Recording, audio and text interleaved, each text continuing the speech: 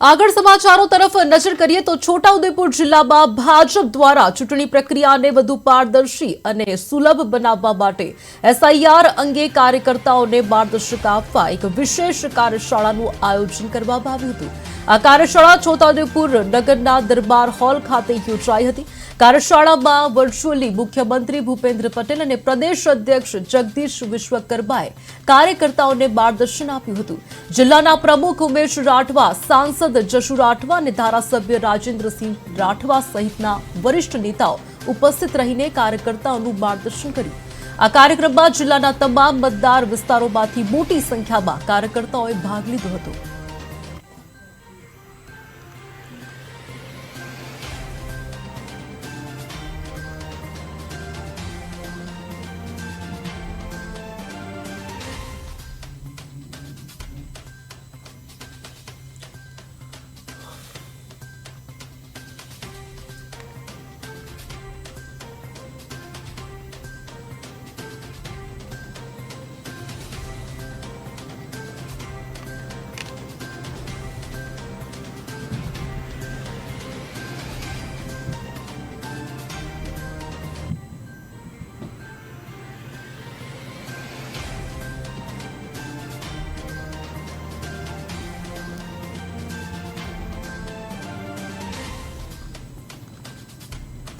ગુજરાત પ્રદેશ ભારતીય જનતા પાર્ટીના માર્ગદર્શન હેઠળ આજે ગુજરાતની 182 વિધાનસભાઓની અંદર